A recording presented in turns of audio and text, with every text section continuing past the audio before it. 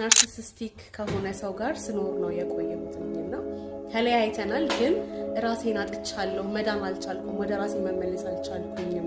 ናርሲሲስቲክ አቢዩዝ የተደረጉ ሰዎች ወይም ደግሞ ቪክቲም የሆኑ ሰዎች በጣም ከባድ የሚሆንባቸው ነገር አብረው እያሉ ስቃይ ነው። ከዛም ደግሞ ሲለያዩ እረፍት የላቸውም ወይም ደግሞ ራሳቸውን አጥተው ነው ከዛ ህይወት የሚወጡት ማለት ነው። እና ጸጥ ያለ ቦታ ላይ ሪኮመንድ አደርጋችኋለሁ።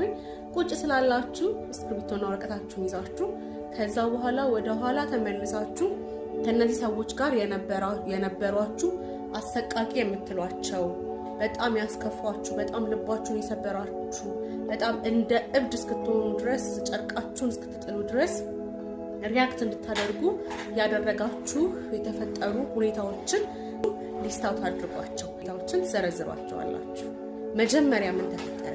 መጀመሪያ ምን ተነጋገራችሁ? እንዳለ ዝርዝር ነገሮች ከጅምሩ እስከ ፍጻሜው እንዲህ ተፈጠረ፣ እንደዚህ ሆነ፣ ትክክለኛ የሆነውን ዝርዝር አድርጋችሁ ለአይምሯችሁም ንገሩት፣ ለልባችሁም እንደዚያው ደግሞ በወረቀትም አስፍሩት ማለት ነው። ይህን የምታደርጉት ለምንድን ነው? ግልጽ የሆነ ስለ ሁኔታው ግንዛቤ እንዲኖራችሁ ነው።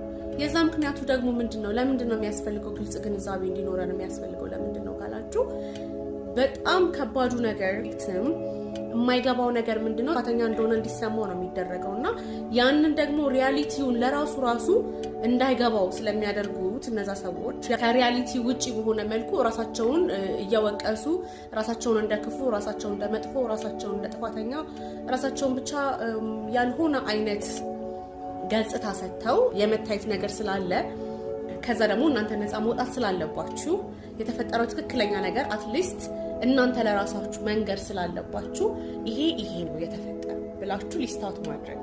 ሁለተኛው ደግሞ ምንድነው የምታደርጉት? ከነዚህ ሰዎች ጋር በመኖራችሁ ምን አጣችሁ?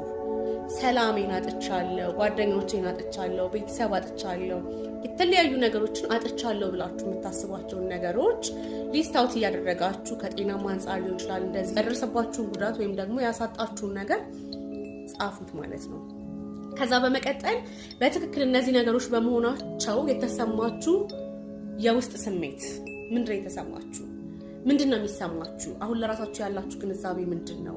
እኔ ማን ነኝ ብላችሁ ስታስቡ ስለራሳችሁ ለራሳችሁ የምትነግሩት የምታስቡት ምንድነው የሚለውንም በዛው ማጤን ይኖርባችኋል። ይሄን ማድረግ የሚኖርባችሁ አሁንም ለምንድነው?